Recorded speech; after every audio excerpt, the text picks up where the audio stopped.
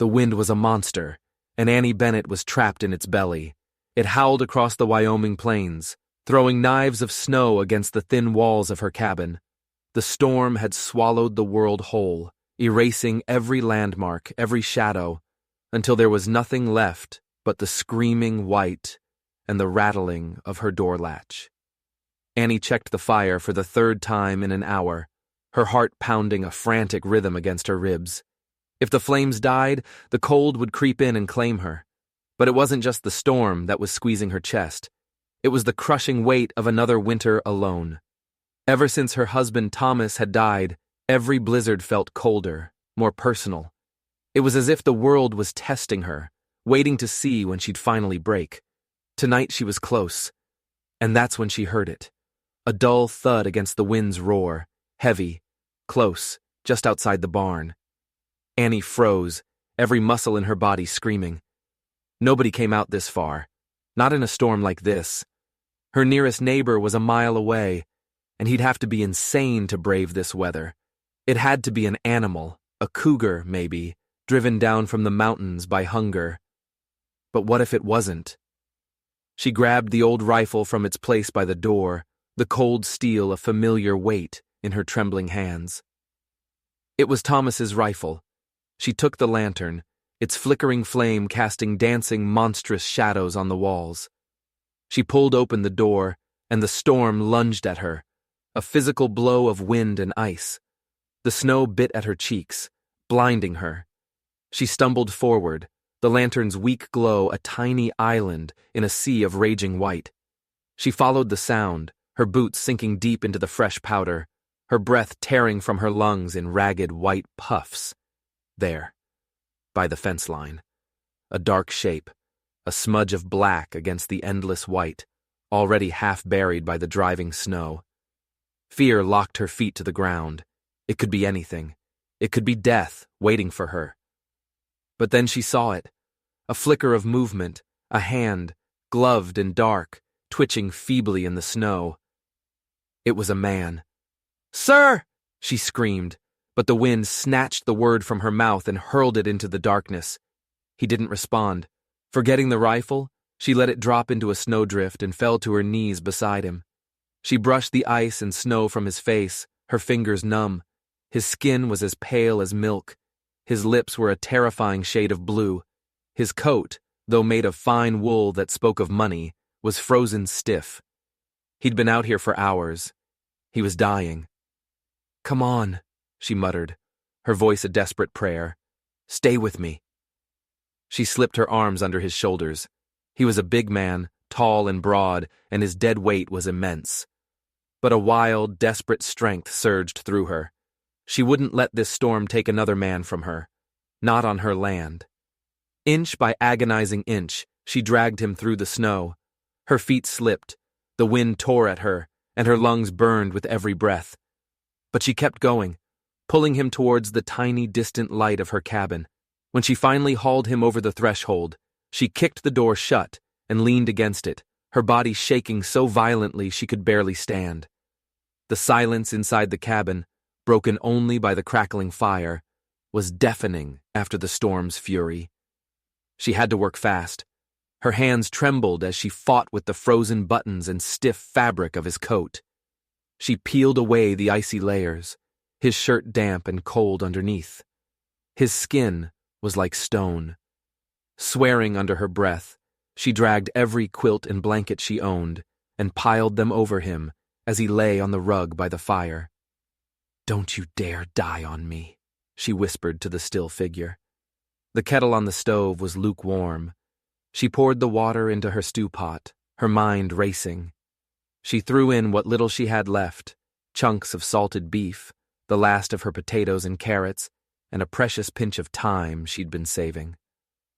Soon the rich, savory smell of the stew filled the tiny cabin, a ghost of better times, of evenings spent with Thomas. She knelt beside the stranger, her heart in her throat. She lifted his head, cradling it gently, and pressed a spoonful of the hot broth to his blue lips. "Drink this," she urged. "It's hot. It'll help." His eyelids fluttered. For a second she saw his eyes, the color of a stormy sky, Confusion flickered in their depths, then a flicker of something else as he managed a weak swallow. Where am I? His voice was a raw, broken rasp. You're safe, Annie said, her tone firm, willing it to be true. In my cabin. I found you by the barn. You were nearly frozen solid. He coughed, a racking sound that shook his whole body. He tried to sit up, but she gently pushed him back down. Easy, she commanded. You need warmth right now, not pride. He stilled, his storm-gray eyes studying her. He took in the smudge of ash on her cheek, the weary lines around her eyes, the stubborn set of her jaw. There was an intensity in his gaze that made her chest tighten. He wasn't just any lost traveler. She could feel it. His hands, though calloused, were not the hands of a rancher. And beneath his vest, something glinted in the firelight. The gold chain of a pocket watch. I owe you, he murmured, his voice stronger now. He took another sip of the stew she offered, the warmth beginning to seep back into him. No, you don't, Annie said, shaking her head. She was talking as much to herself as to him. Nobody survives these plains alone. We all need someone. The wind rattled the shutters, a reminder of the beast still prowling outside. Annie stirred the pot, the last of her food bubbling away. Saving this man felt more important than her dwindling supplies. She wasn't sure why. Maybe it was the gnawing loneliness that had become her constant companion. Or maybe it was the quiet strength she sensed in him, buried deep beneath the cold and exhaustion. Outside, the storm raged on, but inside the cabin, a fragile, uncertain warmth was beginning to grow. Annie pulled her chair close to the fire, the rifle leaning against it. Her eyes never left the stranger. Who was this man? Dressed finer than anyone in Pine Creek, yet found half dead and alone in the middle of a killer blizzard. What secrets was he hiding behind those storm-gray eyes? As he finally drifted into an uneasy, grumbling sleep, Annie sat her vigil. Her mind was a whirlwind of questions she couldn't yet ask. She had no idea that this one act of kindness, born of loneliness and desperation, had just lit a fuse. A single bowl of stew and a warm fire were about to set her life on a collision course, with a truth far more dangerous than any winter storm. The world was born again, in white silence. By morning, the storm had passed, leaving a pristine, sculpted landscape of snow. Annie stood at the window, watching the pale sun glint off drifts that had buried her fence line completely. The silence was absolute. The stranger was still asleep on the rug, though the ghostly pallor had left his face. He was still pale, but it was the paleness of exhaustion, not death. The dark stubble on his jaw made him look rugged, a stark contrast to the fine, now ruined clothes he'd been wearing. She still didn't know what to make of him. He had the build of a man who could handle himself, but that gold watch chain whispered a different story. She put the coffee pot on the stove and reheated the last of the stew. The savory smell, a comfort the night before, now felt like a countdown. This was almost all the food she had. But something about this man, some unspoken promise of strength, made her push the worry aside. She ladled the stew into a bowl and knelt beside him. "Hey," she said, gently touching his shoulder. His eyes snapped open, storm-gray and instantly sharp, cutting through the fog of sleep. There was no grogginess, just immediate, assessing awareness. It was unsettling. "You're still alive," she said, managing a wry smile. He blinked, pushing himself up on one elbow. The movement was stiff, but controlled. "Thanks to you, I suppose," he said. His voice was still rough, but steady now. "Where am I?" "My homestead," Annie replied, handing him the bowl. "West of Pine Creek. Eat. You need it." He didn't take the bowl immediately. Instead, his eyes swept the cabin, taking in every detail: the worn floorboards, the patched quilt on her bed, the rifle leaning by the hearth. It was a quick, comprehensive inventory. Then his gaze settled back on her. "I'm Trent," he said after a beat of silence, as if the name were an afterthought. "Silas Trent. I was traveling through when the storm hit." Mr. Trent? She repeated. The name felt foreign, formal. You must have been out of your mind traveling alone. Another hour out there and you'd be a frozen statue. I wasn't expecting it to turn so fierce, he admitted, finally taking the bowl. He took a spoonful of stew, and his tense expression softened almost imperceptibly. This is good. You cook like someone who knows how to survive.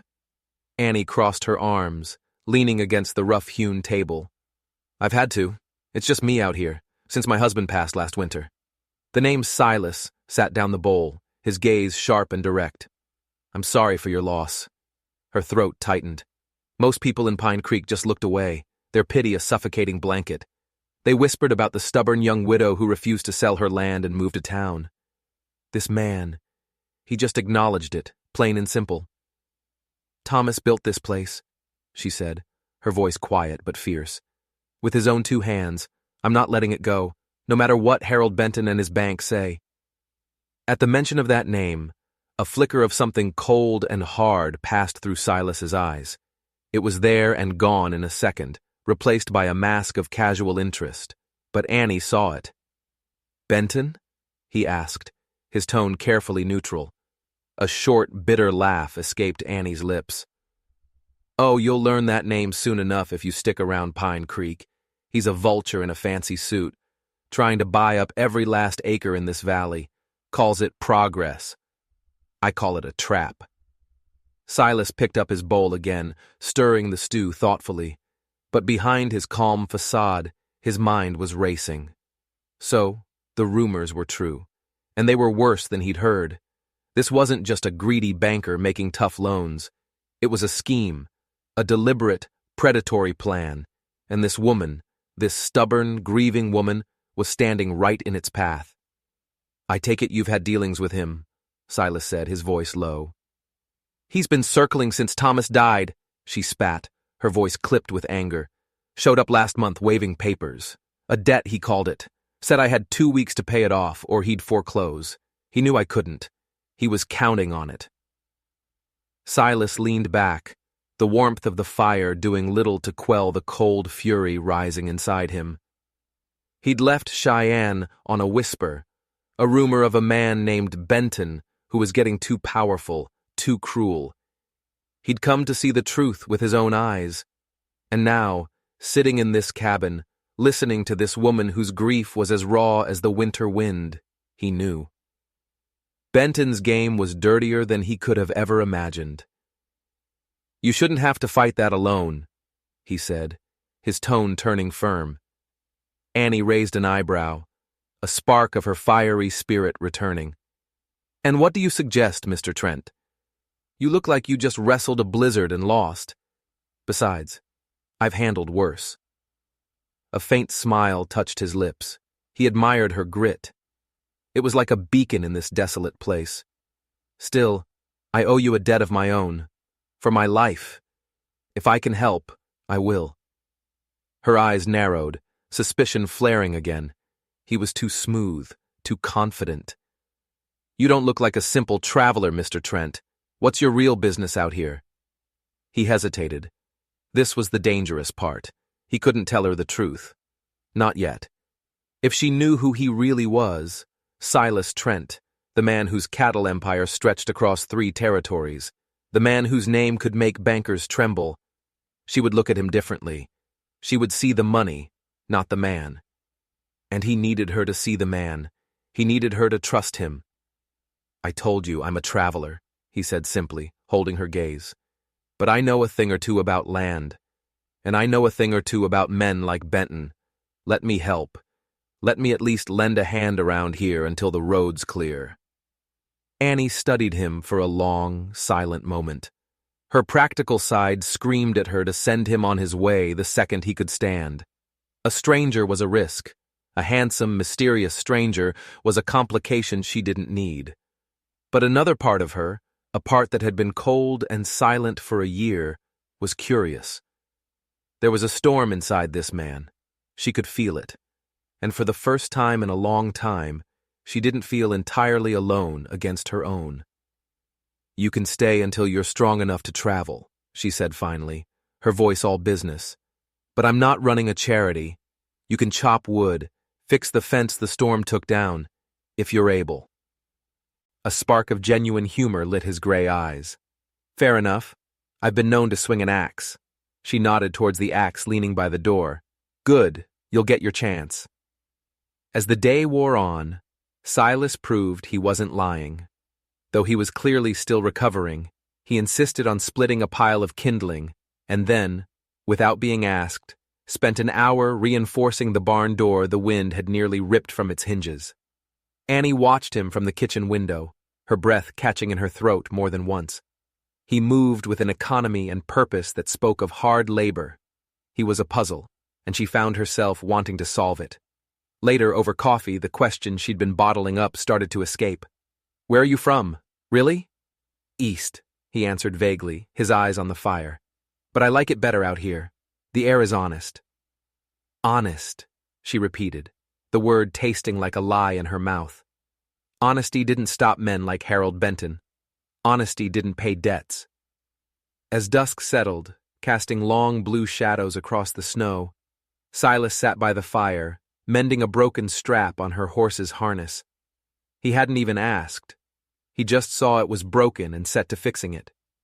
Annie watched his hands work, quiet and confident. No, this was no drifter. This was no simple traveler, and she was beginning to understand that his arrival in the storm might not have been an accident at all. Outside, the snow glittered under a cold, clear moon. Annie knew Benton would be back. It was only a matter of time. What she didn't know was that the man sitting by her fire hadn't stumbled into her fight by chance. He was here for Benton, and as he stared into the flames, his mind already piecing together a plan, Silas Trent made a silent vow. Harold Benton had picked the wrong woman to bully, because he had just made her fight his own, and Silas Trent never lost. The silence of the plains was a fragile thing. It felt peaceful, but Annie knew it was just the quiet before the next storm. The morning sun was a pale disk in a vast blue sky. It threw long, sharp shadows across the snow as Annie stepped outside, a basket of feed in her hands. Her breath plumed in the frigid air. Silas followed her out, pulling on his gloves. He looked stronger today, the deep exhaustion finally receding from his eyes. You should be resting, she said, though the protest was half-hearted. And you should have help, he countered, taking the basket from her. I owe you a debt, Annie. Let me start paying it by feeding your chickens. He called her Annie. The sound of her name, spoken in his low, steady voice, sent a strange shiver through her. She watched him scatter the feed, his movements efficient and sure. He noticed a bent hinge on the chicken coop, and without a word, found a rock and hammered it back into place. He saw what needed doing and simply did it. It reminded her of Thomas, but the memory didn't bring the usual sharp pang of grief.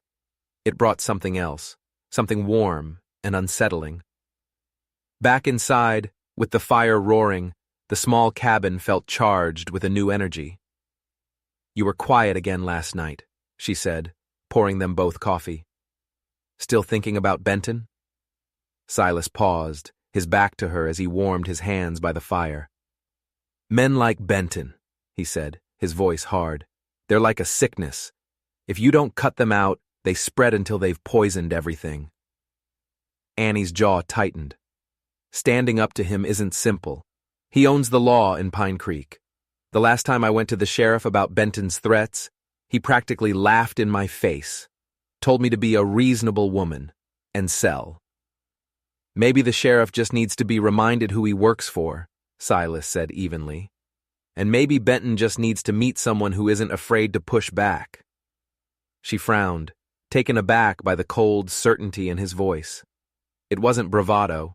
It was a statement of fact. You talk like you've dealt with men like him before. He picked up the fire poker, stirring the embers. Sparks shot up the chimney like angry fireflies. I've seen my share of greedy men, he said, his eyes fixed on the flames. They come in all shapes. Some own banks, some own railroads, some just own the local sheriff, but they all have one thing in common. He turned to look at her, his gray eyes intense. They always want more, and they think their money makes them invincible, I've made it a point in my life to prove them wrong. There was a story there, a deep, painful one. She could hear it in the gravel of his voice, see it in the tightness of his jaw. She wanted to ask, but some instinct told her to let it be. He was a man who kept his own counsel. Instead, she sliced 2 thick pieces of the cornbread she'd baked. "Lunch," she said simply. "It's not much." "It's more than enough," he replied, accepting the plate. They ate in a comfortable silence, the crackling fire the only sound. But Annie's mind was racing. He wasn't just offering to chop wood, he was offering to fight. A part of her that had been dormant for a year, the part that knew how to hope, began to stir. When they finished, she pulled out her mending basket, an old habit. Busy hands kept dark thoughts at bay. She threaded a needle and began patching a tear in an old, worn work coat. "That was your husband's," Silas stated. It wasn't a question. Her hands stilled for a brief second. "Yes," she said, not looking up. "He wore this coat to fix the roof, to patch fences, to ride through storms worse than the one that brought you here. I guess I hold on to it because it feels like I'm holding on to a piece of him." Silas's gaze softened. "You built this life together." She nodded, a lump forming in her throat. Every nail, every board. He had this dream of planting an apple orchard right along that ridge. Her voice cracked. He never got the chance. The fever took him before the spring thaw. Silas leaned forward, his elbows on his knees, his expression serious. "And you've kept it all going, alone. That takes a strength most people could never understand." Annie shrugged, but a flicker of pride warmed her. "I made him a promise. I told him I wouldn't let this place go. Not ever." The muscle in Silas's jaw twitched. He was thinking of Benton again, a man who would see this place not as a promise or a dream, but as a number on a ledger, a man who would bulldoze an apple orchard for a quick profit. "I can see why he wants this land," Silas said carefully. "It's good land, but you have something he can never buy. You have resolve, and men like Benton, they fear that more than anything." A dry, humorless laugh escaped her. "Resolve doesn't pay banknotes, Mr. Trent. And I've got a letter from Benton's bank saying I owe more than this place is worth." Silas's hand, resting on his knee, curled into a tight fist. "That letter is a weapon, Annie. He's using it to scare you, to break you." "Of course he is," she said sharply. "But the threat is real. If I lose this homestead, I lose everything. I have nowhere else to go." He looked at her then, and the fire in his gray eyes was so fierce it startled her. "You won't lose it," he said, his voice low and absolute. "Not if I'm here to stop it." The firelight danced across her face as she searched his. "Why? Why would you do that? You're a stranger. You don't owe me anything." "Maybe I know enough," he said, his voice dropping even lower, becoming a resonant hum in the quiet cabin. "I know what it means to fight for something, and I know the look of a person who refuses to break, no matter how hard the world pushes." The air between them grew thick, heavy with unspoken things. A warmth spread through Annie's chest, a feeling so foreign she barely recognized it. It felt like hope. She had to break the spell. She stood up, setting her mending aside. "Tomorrow," she said, her voice brisk, all business again. "The north fence is down. If you're as handy as you claim to be, you can help me fix it." A slow smile tugged at the corner of his mouth. "I'll be ready." That night, Annie lay awake long after the fire had burned down to embers. The silence of the cabin was filled with the presence of the man sleeping on the floor. He was a mystery, a danger, but he also made her feel safer than she had in a very long time. And Silas, staring up at the dark ceiling beams, thought of Harold Benton. He had come to Wyoming for answers, for justice. He hadn't expected to find it in a small, isolated cabin, in the heart of a woman as strong and unyielding as the land itself. He now had another reason to stay, a better one. The north fence was just the beginning. The real work was about to start. The crunch of sleigh runners on frozen snow was an unwelcome sound. Annie glanced out the window, her stomach tightening. A sleigh meant visitors, and visitors usually meant trouble, or worse, pity. She saw John and Martha Calloway, her nearest neighbors, pulling up. John held the reins, his face a stern mask against the cold. Martha, bundled in furs, was already waving. "Morning, Annie!" Martha's cheerful voice cut through the cold air. "Just checking on you after that blow. Figured you could use some company and some fresh bread." Annie forced a smile and opened the door. "Martha, John, come in out of the cold." But Martha's sharp eyes had already swept past Annie, landing on the tall figure standing by the hearth. Silas had just come in from the barn, and he stood framed in the doorway, wiping grease from his hands with a rag. He straightened up, his broad shoulders seeming to fill the entire cabin. "Oh," Martha said, her eyebrows shooting up into her hairline. Her gaze flicked from Silas to Annie and back again, a whole novel of questions in that one look. "And who might this be?" Heat flooded Annie's cheeks. "This is Mr. Trent. He, got caught in the storm." "Is that so?" John Calloway's voice was flat and suspicious. He gave Silas a long, measuring look, the kind a rancher gives a wolf that's gotten too close to the sheep pen. "Just passing through, are you, Trent?" "That was the plan," Silas said smoothly, his voice calm and unbothered. He met John's hostile gaze without flinching. "Mrs. Bennett was kind enough to save me from freezing to death." "Well, Annie," Martha said, bustling in and placing a breadbasket on the table, though her eyes were still dissecting Silas. "You always did have a knack for collecting strays, but usually the four-legged kind." "It was either that or let him die, Martha," Annie said, her voice sharper than she intended. "I'll be on my way as soon as the roads are clear," Silas spoke up, his calm presence a steadying force in the suddenly crowded cabin. "I'm just grateful for her kindness." John crossed his thick arms, his weathered face unreadable. "A man's got to have no sense at all to get caught out in a storm like that. What kind of business are you in, riding alone in the dead of winter?" And right there, Silas made a choice. He could have given a vague answer, but instead, he looked John right in the eye. "I was looking at land," he said, his tone casual. "Heard some interesting things about the Pine Creek area." John's eyes narrowed to slits. "Interesting, huh? You haven't been talking to Harold Benton, have you?" The name dropped into the room like a stone. A faint, unreadable smile played on Silas's lips. It was a masterclass in saying nothing while implying everything. "Let's just say I'm interested in all the local opportunities." It was the wrong thing to say. John's suspicion hardened into outright hostility. But Martha, surprisingly, seemed intrigued. "Well, I don't know what you're up to, Mr. Trent," she clucked, "but any man that riles up John and isn't afraid of Benton can't be all bad. Annie, you should keep him around. He looks useful." "Martha!" Annie exclaimed, mortified. "What? It's true. We all know Benton's been sniffing around here like a coyote. If he comes knocking again, you'll need more than a stern look to send him packing." Annie looked down at her hands, the truth of Martha's words hitting home. "I can handle Benton." "Maybe," John grunted, his gaze still fixed on Silas. "But men like that don't fight fair. It takes more than grit." He turned his full attention to Silas. "You know anything about real work? About fixing what's broken?" Silas met his challenging stare. "I do, as a matter of fact." "We'll see," John said, a clear threat in his voice. "There's no room for soft hands out here." Silas almost smiled.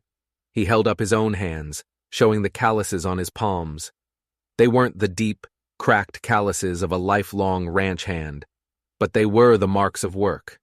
The marks of a man who wasn't afraid to get his hands dirty. "I'll take that as a challenge." Martha chuckled, breaking the tense standoff. "I like him," she declared. The Callaways stayed for coffee, and the conversation inevitably turned back to the one topic that dominated every conversation in Pine Creek: Harold Benton. "He's getting bolder," John said, shaking his head. "Buying up every parcel he can get his hands on. The rumor is he's using forged foreclosure papers on folks who don't know any better. People are scared. Forged papers? Silas asked. His voice was neutral, but Annie saw his knuckles turn white where he gripped his coffee mug. His mind was working, connecting dots she couldn't even see. That's the talk, John admitted. But who's going to prove it? The sheriff's on Benton's payroll. We all know it. Most of us just try to stay out of his way. A cold dread trickled down Annie's spine. Benton's threat hadn't just been a threat. It was a well-practiced strategy, and her land wasn't just at risk. It was already targeted. When the Callaways finally left, their sleigh disappearing over the snowy ridge, a heavy silence fell over the cabin. Annie turned from the door to find Silas leaning against the table, his arms crossed, a dark, thoughtful expression on his face. You didn't say much, she observed. I was listening, he replied. Benton isn't just a nuisance. He's a predator. And if someone doesn't stop him, he's going to devour this entire valley. Annie sighed, rubbing her temples. I know that, Silas. But what can I do? He has all the money and all the power. Maybe money isn't what stops a man like him, Silas said quietly, his gray eyes locking onto hers. Maybe what stops him is someone who knows how to fight a different kind of war. She stared at him, trying to decipher the layers of meaning in his words. And you think you're that someone? Maybe, he said. The single word held more weight than 1,000 boasts. But to fight him, I need to see the battlefield. I need to know exactly what kind of game he's playing. Annie's defenses, which had been slowly lowering, shot back up. I don't know what you're really doing here, Mr. Trent, but I'm not looking for a hero to ride in and save me. I just need to keep my home. Then that's what I'll help you do, he said simply. He picked up the axe from the corner. But don't mistake me for a man who walks away from a fight that needs fighting. His tone was calm, but the promise in it was absolute. He wasn't like Thomas, who had been a good, gentle man who avoided conflict. Silas was different. He was like a thunderhead rolling in from the mountains, quiet, powerful, and carrying a storm within him. As the afternoon light faded, Annie watched him from the window. The steady, rhythmic swing of his axe was a comforting sound. Chop, split, stack. A simple, honest task. But she sensed it was just a prelude. He was channeling his thoughts, his anger, into the wood. That night, as the fire crackled, she saw him pull something from his coat pocket. It was a map. He unfolded it carefully, his finger tracing the lines of Pine Creek, the surrounding ranches, her own small homestead marked with a small X. What's that? She asked, her voice startling him. He folded it quickly, tucking it away. Just getting the lay of the land, he said, his expression unreadable. But Annie knew it was more than that. He wasn't just getting the lay of the land. He was planning a campaign. A strange tension was building between them. A current of unspoken questions, of shared danger, of something else she didn't dare to name. She didn't know that Benton's shadow was already falling over them, closer than either of them knew. And she didn't know that by morning, the first move in Silas's war would be made, and he would have to decide just how much of his hand he was willing to show. Because Harold Benton was not a man who liked being challenged. And he was about to send a message. The morning was sharp and cold, the air so still it felt brittle. Annie led Silas toward the north fence line, the one the storm had savaged. The snow crunched under their boots in the vast silence. Silas carried a post-hole digger, a hammer, and a coil of wire. He moved with a quiet, relentless purpose that Annie was beginning to recognize as his signature. The wind tore the posts right out of the ground, she said, gesturing to the broken line of wood and wire half swallowed by snow. I've been meaning to fix it for weeks, but... She trailed off, her breath a white cloud. But you've been trying to run a homestead, grieve a husband, and fight off a vulture all by yourself, Silas finished for her, his tone devoid of pity, filled only with respect. It's a wonder the whole place is still standing. She gave him a sharp look, ready to be defensive, but his expression was sincere. He knelt, examining a splintered post. "You have kept this place alive on sheer force of will, Annie," he said, pulling off his gloves to get a better grip. "That's something to be proud of." His words warmed her more than the pale winter sun. For a long, quiet moment, they just worked. Silas dug new holes in the frozen earth with a grunt of effort, while Annie positioned the posts. He swung the hammer with a powerful, efficient rhythm. He worked like a man who understood the physics of labor, how to use his weight and momentum to make the hard work easier. He was a walking contradiction, a man of wealth who knew the feel of a hammer in his hand. After an hour, they paused, leaning against a newly set post. Silas gazed out over the snow-covered fields, his eyes narrowed in thought. "This is good land," he said. "Rich soil, good water. I see why Benton wants it." He turned to her, his gray eyes intense. "But he doesn't deserve a single square inch of it. You do." "Why?" The word escaped her before she could stop it. "Why do you care so much? You're a stranger." He held her gaze, and the world seemed to shrink to the space between them. "Maybe I don't need a lifetime to recognize a person worth fighting for," he said, his voice low and serious. "I've spent too much of my life around people who only know how to take. You, Annie. You only know how to give, even when you have nothing left." A lump formed in her throat. She wanted to turn away, to retreat behind the walls she'd so carefully built around her heart. But his eyes held her captive. They had repaired 3 sections of fence by midday. The progress was astonishing. "I've never gotten this much done in a single morning," she admitted, brushing snow from her skirt. "Teamwork," Silas said with a small, tired smile. "Even the strongest people need someone to share the load." His words struck a chord deep inside her. For a year she had carried the load alone. She had told herself she didn't need anyone, that needing someone was a weakness. But standing here, with this steady, quiet man by her side, she felt the crushing weight on her shoulders lighten for the first time. "Thank you," she said, the words barely a whisper. He tilted his head. "For what? Mending a fence?" "For not treating me like I'm made of glass," she said, her voice stronger now. "Everyone in town, even the Callaways, they look at me with pity. They think I'm just the poor widow who's going to lose her land. They think I'm broken." Silas took a step closer. He was so close now she could feel the heat radiating from him, a stark contrast to the frigid air. His breath mingled with hers. "They're wrong," he said, his voice a low rumble. "You are the strongest person I have ever met, and if they're too blind to see that, it's their loss." Annie looked up into his face, her heart hammering against her ribs.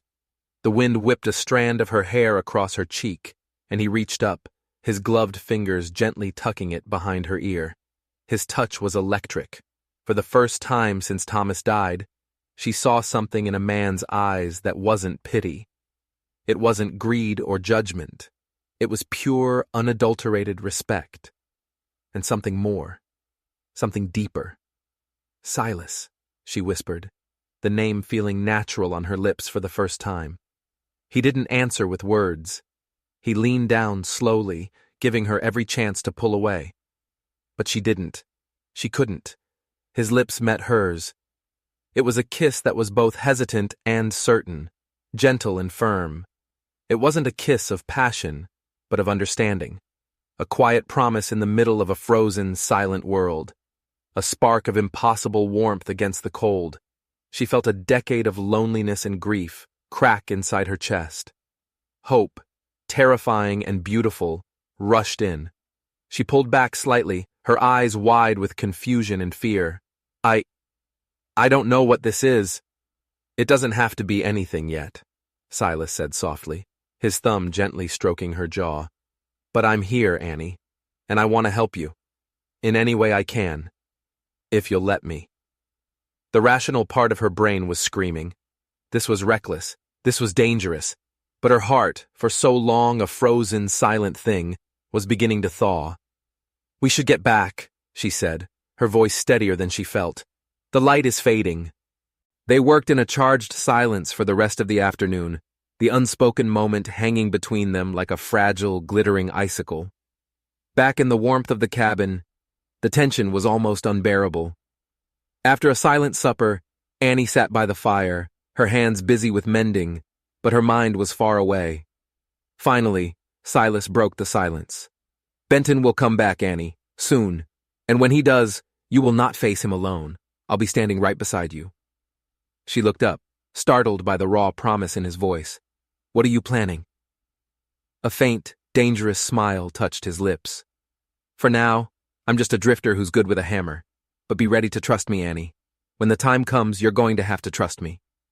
She studied his face, silhouetted by the firelight. He was right. She didn't trust him, not completely, but she was beginning to believe in him, and that was even more terrifying. Why did she feel like this man held the power to save her, or to shatter her world completely? As she lay in her bed that night, the memory of his kiss was a phantom touch on her lips. She didn't know that Harold Benton, furious at the rumors of a stranger on the Bennett homestead, was already making his move. And when he arrived, Silas Trent would be forced to show his hand. The game was about to begin, and Annie was standing at the very center of the board. The sky was the color of a fresh bruise, a heavy, gray warning that trouble was on its way. Annie felt it in her bones, a low hum of anxiety that had been with her since dawn. Silas had been quiet all morning. He moved with a restless energy, checking the barn, sharpening the axe, his eyes constantly scanning the horizon. He knew it was coming too. Around midday, it came. Not a sleigh this time. A wagon, pulled by two heavy draft horses, and on the seat, a figure she recognized with a lurch of her stomach. Harold Benton, his heavy black coat making him look like an undertaker. Silas came in from the barn, his face grim. He saw the wagon, and his expression hardened into granite. "That's him, isn't it?" Annie could only nod, her mouth suddenly dry. "Stay behind me," Silas said. His voice was quiet, but it was the calm at the center of a hurricane. Benton climbed down from the wagon, his expensive boots crunching on the snow. He moved with the arrogance of a man who believed the world belonged to him. A smug, predatory smile was plastered on his face. "Mrs. Bennett," he called out, his voice a slick, oily thing. He tipped his hat in a gesture of mock politeness. "I trust you've considered my very generous offer. I'm a busy man. I'm here to settle our business today." Annie stepped onto the porch, pulling her thin shawl tight. "I've told you, Mr. Benton, I don't have that kind of money right now." "A familiar story," Benton sneered, his eyes flicking around the homestead with disdain. "And frankly, your problem, not mine. The debt stands. Sign the deed over to me, and I'll consider forgiving the outstanding balance. A clean break for you." That's when Silas moved. He didn't run. He walked, deliberately, planting himself directly between Benton and Annie. He was taller than Benton, broader. He was a wall of silent intimidation. Benton's smile faltered. His eyes, small and piggy, narrowed with irritation. "And who is this? Your new farmhand? Stay out of this, friend. This is a private business matter." "I'm making it my business," Silas said, his voice flat and cold. "And I see a bully trying to cheat a woman out of her home, so now you're dealing with me." Benton let out a short, ugly laugh. "You? You think you can scare me? I've run bigger men than you out of this valley with their tails between their legs. Strong words don't pay debts." "Neither do forged documents," Silas replied. The words hit Benton like a physical slap. The smugness vanished from his face, replaced by a flash of pure fury. He recovered quickly, but the mask had slipped. "You better watch your mouth, stranger," Benton hissed. "Accusations like that can get a man hurt out here." "I've been hurt before," Silas said, his voice dropping to a low, dangerous growl. "I don't scare easy." Annie watched, her heart pounding a frantic tattoo against her ribs. She had never ever seen anyone stand up to Benton like this. Not with this unnerving calm, this absolute lack of fear. It was like watching a hawk face down a snake. Benton, realizing he was losing control, turned his venom back on Annie. You think this drifter is going to save you? He'll be gone with the next thaw, and you'll still be here, with nothing. I'm giving you one last chance. Sign the papers. He took a step towards the porch, reaching into his coat. I said, you deal with me, Silas repeated, and he took a step forward, closing the distance between them. The air crackled. From the wagon, two men, hired muscle by the look of them, started to climb down. They were big, ugly men with mean eyes. This was it. It was going to happen right here. But Silas didn't even glance at them. His eyes were locked on Benton. Before you do something you'll regret, Benton, you should know something. I spent the last 2 days talking to some of your other clients. Folks like the Millers, the Abernathys. It's amazing what people will tell you when they realize they're not alone. Benton's face went pale. You're bluffing! Am I? Silas took another step. I know about the doctored loan agreements. I know about the intimidation. And I know the original deed to this land was co-signed by your bank as a guarantor for the seed loan, not as a lien holder. Which means your foreclosure claim is fraudulent. Benton was stunned into silence. He stared at Silas, his mind clearly racing, trying to figure out who this man was. How could a simple drifter know these things? He had made a fatal miscalculation. He had assumed Silas was nobody. Get off this land, Silas commanded, his voice ringing with an authority that had nothing to do with his size. Now, Benton sputtered, his face turning a blotchy red. This isn't over. You have no idea who you're messing with. He scrambled back towards his wagon, signaling his baffled men to follow. 2 weeks, Bennett! He screamed as the wagon rattled away. That's all you've got! Then I'm coming back with the sheriff, and I'm throwing you out myself! The threat hung in the air, but it was hollow. He had been shaken, badly. The wagon disappeared, leaving deep, angry ruts in the snow. Annie turned to Silas, her entire body trembling with adrenaline and shock. Why did you do that? He's dangerous! He'll come after you now! I know, Silas said, his gaze still on the road where Benton had vanished. His voice softened as he turned to her. I won't let him win, Annie. I can't. She stared at him, 1,000 questions swirling in her mind. How did you know all that? About the deeds? About the other families? He looked at her, and she saw a deep weariness in his eyes, the look of a man who had been fighting a long war. Because this isn't the first time I've dealt with a man like Benton, he said quietly. He's not the first predator I've had to hunt. The word sent a chill down her spine that had nothing to do with the cold. Who was he? I've been fighting him alone for so long, she whispered, her voice breaking. I didn't ask you to fight my battles. You shouldn't have to, Silas replied, his voice gentle but firm. No one should. He had saved her, for now. But he had also just declared war, and Harold Benton was not a man to accept defeat. He would be back, and he would bring hell with him. That evening, they worked in near silence, reinforcing the barn door, checking the locks on the cabin.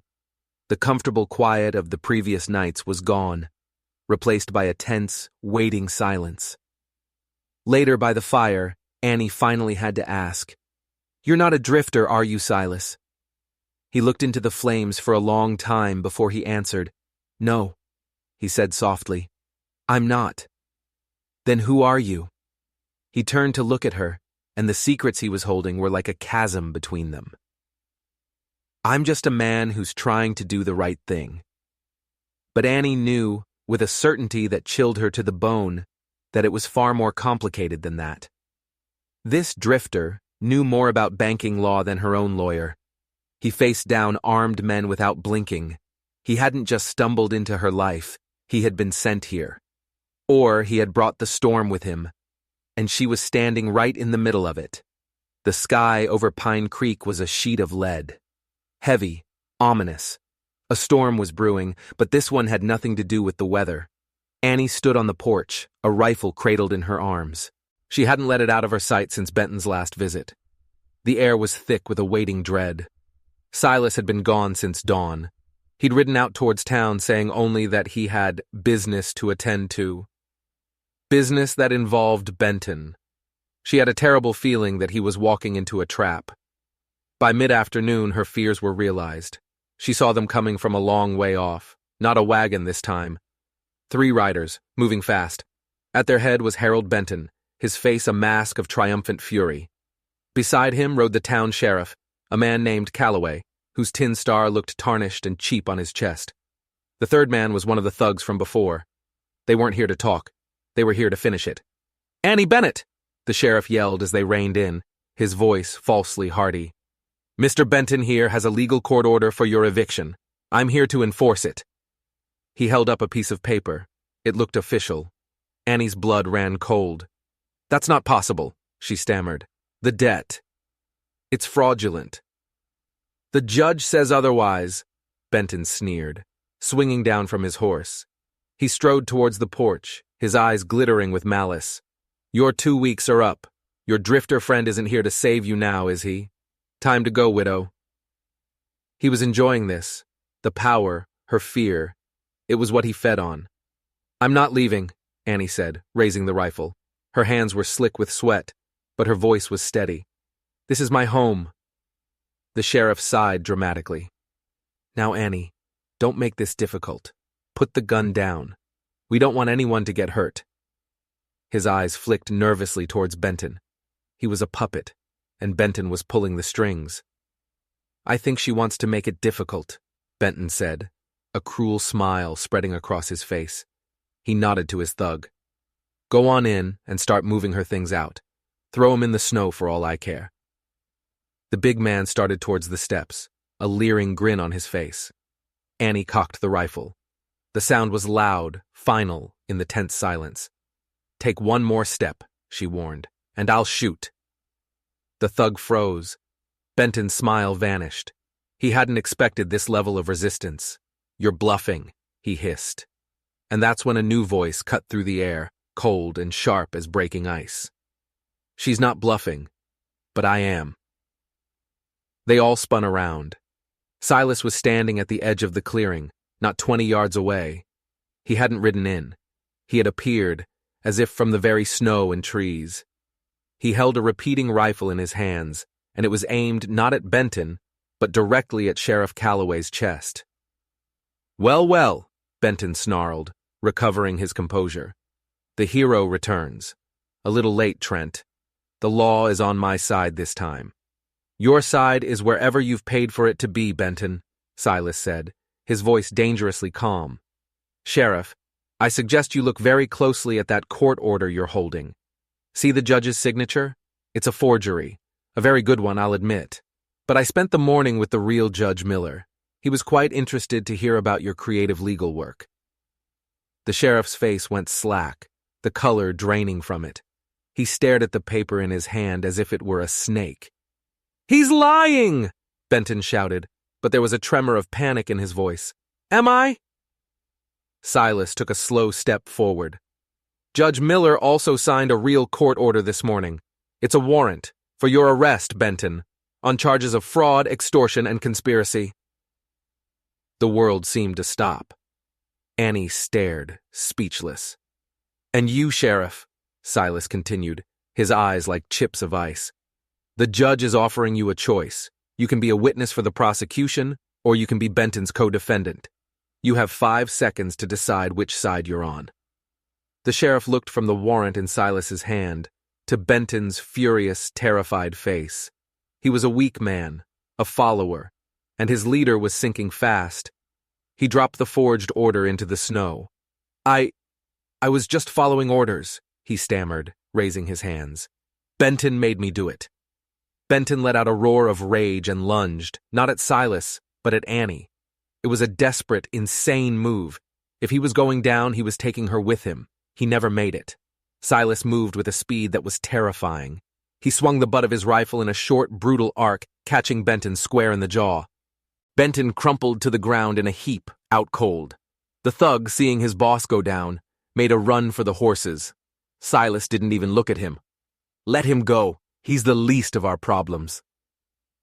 The silence that followed was broken only by the whimpering of the sheriff and the low moan from the unconscious Benton. Silas walked onto the porch and gently took the rifle from Annie's trembling hands. "It's over," he said softly. "Are you all right?" She could only nod, the words stuck in her throat. She stared at him, at the man who had just dismantled her entire world of fear and replaced it with, "What? You're not just a traveler," she finally managed to whisper. "You're not just a man who knows about cattle." He looked at her, and for the first time she saw the full weight of the truth in his eyes. The secrets, the pain, the relentless drive. "No," he said, his voice heavy with everything he hadn't told her. "My name is Silas Trent. You might have heard the name." She had. Everyone in Wyoming had. Silas Trent, the cattle king. A man of unimaginable wealth and power. A legend. A ghost who was rarely seen, but whose influence was everywhere. The man she'd pulled out of the snow, the man she'd fed her last stew to, the man she had kissed, was one of the most powerful men in the territory. The revelation hit her like a physical blow. She stumbled back a step. "You lied to me," she whispered, the sense of betrayal a bitter taste in her mouth. "All this time. You let me believe. I wanted you to see the man, Annie. Not the name," he said, his voice pleading. "I wanted you to trust me for who I am, not for what I have." But she couldn't hear him. The cabin, her land, her fight. It all felt different now, tainted by a lie. Had any of it been real? "I don't know what to think," she said, turning away from him, her heart a tangled mess of gratitude and anger. "Then take the time you need," Silas said, his voice filled with a pain that mirrored her own. "I'll be here. I'll make sure Benton never hurts you or anyone else in this valley ever again." As the disgraced sheriff loaded the unconscious Benton onto his horse to haul him to a jail that would actually hold him, Annie felt a storm of her own breaking inside her. She had won. Her home was safe, but she had a terrible feeling she had just lost something far more important. The silence that fell after Benton was gone was heavier than any storm. The world outside was calm, a fresh blanket of snow muffling all sound. But inside the cabin, the air was thick with unspoken words and the jagged edges of the truth. Annie moved through the motions of the day in a daze. She stoked the fire, made coffee, stared out the window at the land that was, finally and truly, hers. The relief she should have felt was a hollow thing, drowned out by the echo of his name, Silas Trent. He hadn't been a drifter. He had been a king in disguise, and she had been a fool. He came back to the cabin late in the afternoon, his face etched with weariness. The confident warrior who had faced down Benton was gone, replaced by a man who looked like he was carrying the weight of the world. "It's done," he said, his voice quiet. "The territorial marshal is on his way from Cheyenne. Benton's bank is being seized. The fraudulent deeds are all being nullified. He won't hurt anyone ever again." She nodded, not looking at him. "Thank you." The words felt small, inadequate. "Annie," he started, stepping closer. "We need to talk." "About what?" she said, her voice sharp. "About how you played me for a fool? Let me think you were a nobody. Let me pour out my heart to you about my struggles, all while you could have solved it with a snap of your fingers." "That's not what I did," he said, his voice pained. "I didn't know the extent of it until I got here. I came to Pine Creek because I'd heard rumors about Benton. I came to investigate quietly. Getting caught in that storm, finding you. That was an accident." "Was it?" she challenged, finally turning to face him. "Or was it just a convenient way to get close to one of Benton's victims?" The accusation hit him hard. She saw it in his eyes. "No," he said, his voice low and firm. "Annie, listen to me. The reason I'm here, the reason I hunt men like Benton, it's not about business. It's personal." He took a deep breath, and the story he'd held back for so long finally came pouring out. "I had a younger brother," he began, his eyes distant, focused on a memory she couldn't see. "His name was Daniel. He wasn't like me. He wasn't a fighter. He was an artist, a dreamer. He bought a small piece of land, much like this one, over in the next territory. He wanted to build a life, a family. Silas's voice grew thick, with a grief that was still raw. A man like Benton came along, a different name, a different face, but the same kind of snake.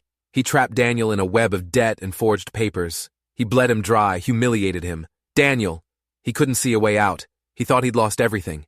He took his own life. Annie gasped, her hand flying to her mouth. "I was too late to save him," Silas said, his voice breaking. "I was busy building my empire, making my fortune. I didn't see what was happening until it was over. So I made a vow.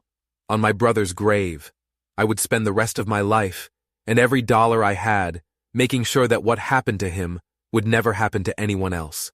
I hunt them, Annie. I find them, I expose them, and I destroy them." The confession hung in the air between them, raw and terrible. This wasn't about power or money, it was about vengeance, it was about penance. "When I found you," he continued, his eyes locking with hers, "I saw the same strength my brother lacked, the same fight, and I saw the same snake trying to poison you. I didn't tell you who I was because I didn't want you to see Daniel's vengeful brother. I wanted you to see a man, just a man. I wanted to earn your trust, not buy it." Her anger began to melt away, replaced by a wave of profound, aching empathy. The lies, the secrets, they weren't a game. They were armor. "Silas," she whispered, the name now holding a universe of new meaning. "I'm sorry I deceived you," he said, "but I have never, not for 1 second, been dishonest about how I feel." She looked at him, truly looked at him, and saw past the legend. She saw the grieving brother, the relentless hunter, the lonely man who had been fighting a solitary war for years. "I fought so hard to hold on to this place because of Thomas's memory," she said, her voice quiet. "I thought it was all I had left of him." She walked over to the small wooden chest where she kept her important papers. Her hands trembled as she opened it. She pushed aside the deed to the land and pulled out a small folded letter from the very bottom. It was worn, the paper soft from being read and reread 100 times. "But the truth is," she said, her voice cracking, "I wasn't just fighting Benton. I was fighting this." She handed him the letter. He unfolded it carefully. It was in her husband's handwriting. "My dearest Annie," it began, "if you are reading this, it means the worst has happened, and my courage has failed me. I have done a terrible thing. The ranch was failing. The winter was too hard. We lost too many cattle. I was desperate. I went to Harold Benton for a loan, but it wasn't a loan, Annie. It was a deal with the devil. He made me an offer. He would forgive the debt if I helped him. He wanted me to talk my neighbors into signing his fraudulent papers, to betray them, to help him steal their land. I couldn't do it, but I was trapped. The shame of what I almost did. It's too much to bear. This land is poisoned now by my weakness. I hope one day you can forgive me. I love you. Always. Thomas." Silas looked up from the letter, his face a mask of shock and dawning horror. "Thomas didn't die from a fever," Annie said, tears streaming down her face. "The morning I found him, there was an empty bottle of laudanum by the bed. I hid it. I lied to everyone, to myself. I couldn't bear for people to know he had given up, that he was another one of Benton's victims." Silas finished for her, his voice choked with emotion. He crossed the room in 2 strides and wrapped his arms around her. Annie collapsed against him, the sobs she had held in for a year finally breaking free. She wasn't just grieving a husband, she was grieving a lie. He held her, rocking her gently, his own grief for his brother mingling with hers. They were 2 survivors of the same storm, brought together by a shared pain they never knew they had. In that moment, the lies and secrets burned away in the heat of a shared, devastating truth. He wasn't a king, and she wasn't just a victim. They were 2 broken people who had, against all odds, found a way to save each other. The next morning the sun rose on a different world. The air was clean, The silence was peaceful, and for the first time, it felt real. The ghosts had been faced, the truths had been told. Annie and Silas worked together, a new, easy rhythm between them. They repaired the last of the fence, their hands brushing, their glances holding a depth of understanding that words could never capture. Later that week, Silas brought a wagon full of young apple saplings to the homestead. Together, they walked to the ridge overlooking the valley, the spot where Thomas had dreamed of his orchard. Silas dug the first hole in the rich, dark earth. Annie took the first sapling, her hands gentle on its slender trunk, and placed it in the ground. As they filled the earth around it, their hands met in the soil. "A new beginning," Silas said softly. Annie looked at the small, hopeful tree, then at the man beside her. His face was no longer haunted by the past, but illuminated by the promise of a future. "Thomas's dream," she said, her voice thick with emotion, "but our reality." He took her hand, his calloused fingers lacing through hers. "I came here seeking vengeance, Annie, but I found redemption instead. You gave that to me." "And you," she said, squeezing his hand. "You showed me that I didn't have to be strong alone. You showed me how to hope again." He smiled, a genuine, soul-deep smile that reached his storm-gray eyes and filled them with light. "The past is behind us. What do you say we build a future? Together?" She didn't need words. Her answer was in the way she leaned into him, the way she raised her face to his. The kiss they shared on that windy ridge was not one of desperation or shared grief. It was a kiss of promise, of sunlight after the storm, of an orchard waiting to be grown. They had both been lost in their own blizzards, fighting their own demons in the cold. But a single act of kindness, a warm fire on a stormy night, had changed everything. It had led them through a maze of lies and secrets, only to find a truth that was stronger than any winter. They had found their way home. If you enjoyed this story, don't forget to hit that like button and subscribe for more tales of survival, justice, and the wild heart of the American West. And let us know in the comments below, what do you think is the true meaning of strength?